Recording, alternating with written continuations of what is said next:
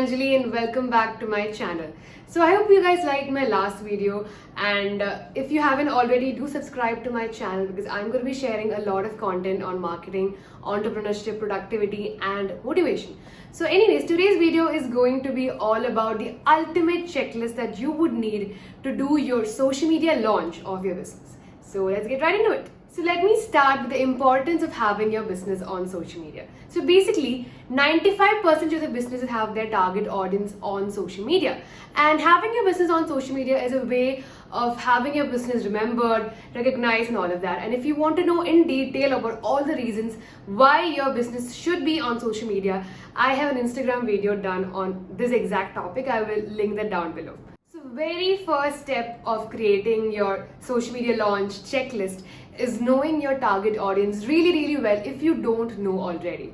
So who's your target audience? As you've seen in my previous video, target audience are the people that we intend our service for. So if you don't know them well, their pain points, that means their goals, their desires and all of that, you won't be able to serve them, because basically the content that we create is for them, it's not for us. So know your target audience well and understand that along with providing them like a how-to information and being a guide for them to help them reach a certain goal or fulfill a certain desire, you also need to be their voice in terms of how they're feeling right now and what are the problems that they go through, and you need to be their voice as well so that they can relate with you very well.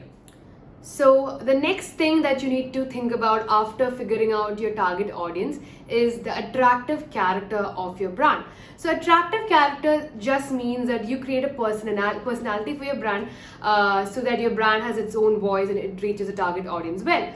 So there are different types of attractive character that you can choose based on your product and based on the target audience that you want to reach. Basically, one would be leader, who basically means they would figure out all the problems and lead the target audience to the solution by themselves.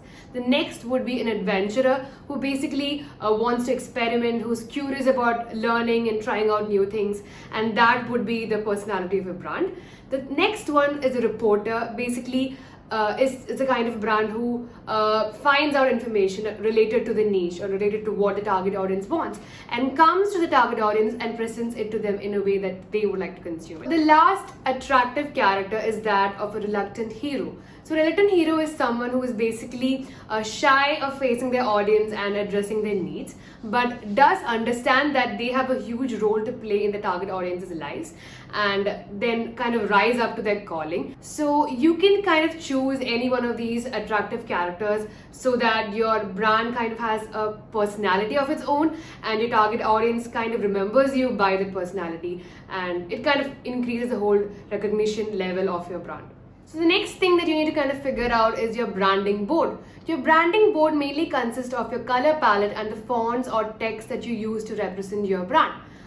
So basically every color has a certain kind of emotion and psychology associated with it. So you need to figure out what your brand speaks to your target audience and kind of choose a color in relation with that.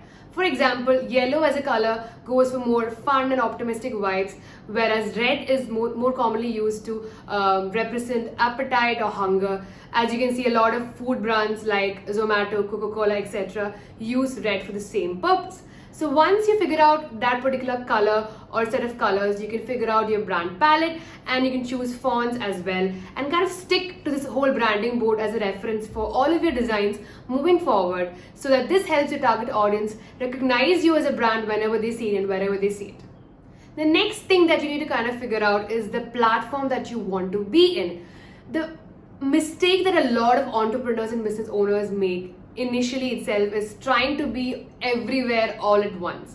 That's kind of not necessary, because you just have to figure out where your target audience hangs out most and kind of focus on those platforms, at least at the initial phase. Once you figure that out, double down on that platform entirely, kind of try to gain your expertise or gain mastery on it and only focus on that particular platform for now, at least for the initial phase.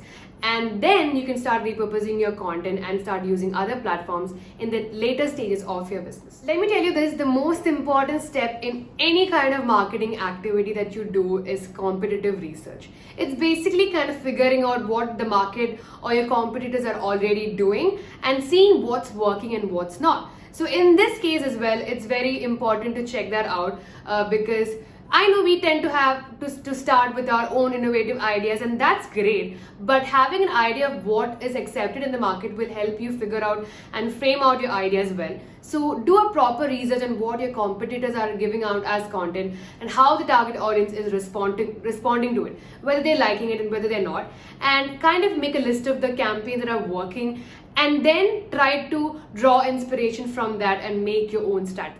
I know a lot of business owners who kind of freak out at the thought of making content for their business.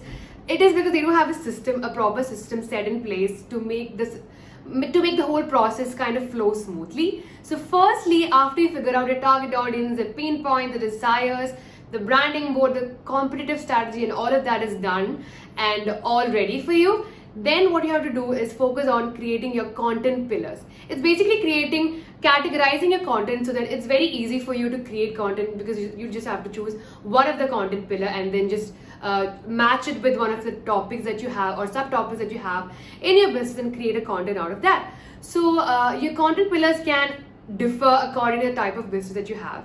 So for service-based businesses, it can be something like informative content, inspiring content, connection building content, authority building content, and then social proof. So even for product-based businesses, you can kind of modify all of these and figure out your content pillars so that it's very easy for you to create content moving forward.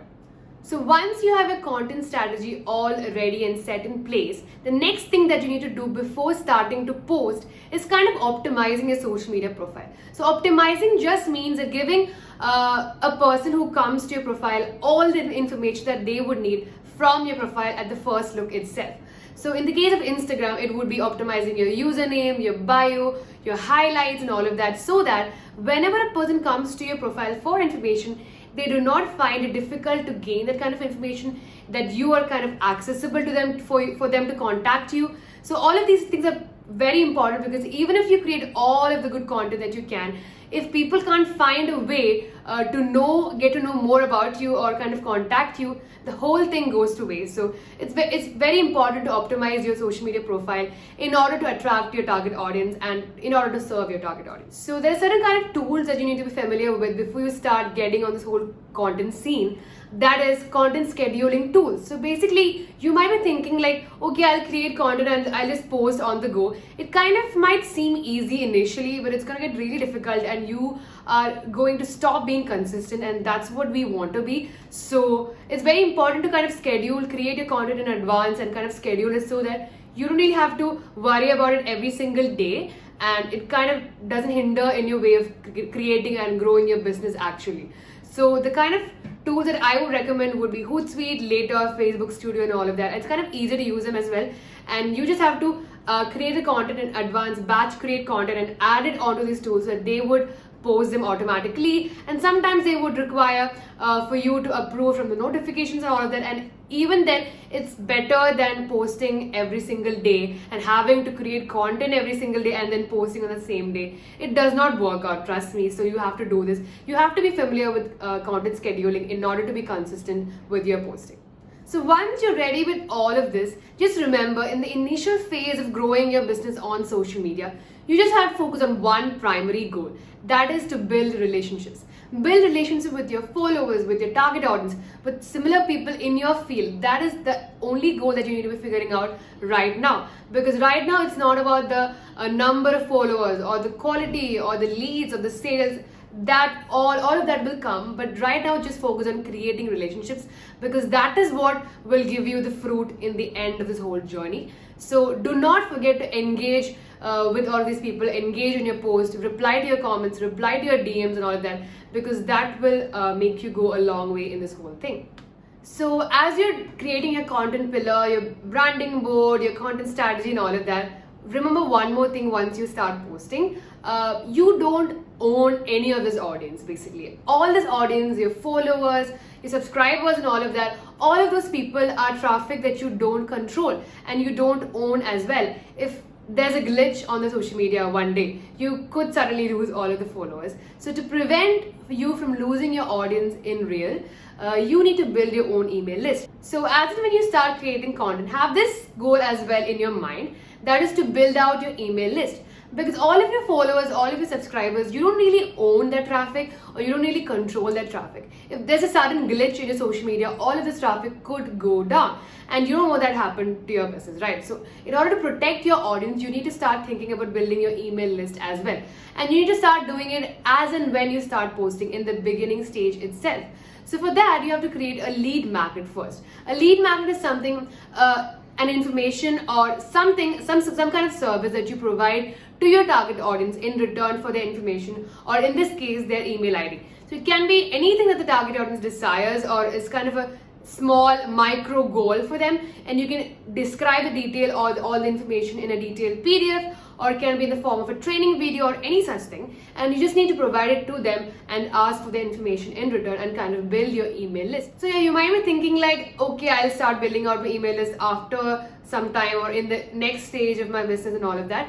But that's not really necessary, because when someone finds your profile or when your profile is visible to someone, you want their eyes to fall on the lead magnet as well, so that they can become a part of your email list at that moment itself, so that you can start growing from the very initial stage of your business. So keep this in mind as well. And last but not the least, you need to be consistent. There's no point in creating a whole lot of content and posting it all at once and then disappearing for a week or 2 weeks or a month and then coming back again. You need to be consistent, because once you start posting, your audience kind of expects something from you, and if they don't really if you don't really meet their expectations, they kind of lose interest in you, and you don't want to do that for your audience. So you need to be consistent and keep going slow, but be consistent. It does not matter how slow the progress is, just keep going at it and try to be consistent, because that's what will take you the longer way in this whole game. So yeah, this kind of sums up the entire checklist that you would need to launch your business on social media. So if you haven't already, go launch your business on social media, because I'm sure that you'll reap a lot of benefit from it. So definitely do like this video if you actually did like it, and comment down what do you think should be added to this checklist, and share this video to people for whom this might be useful. So I'll see you in the next video soon. Take care. Bye bye.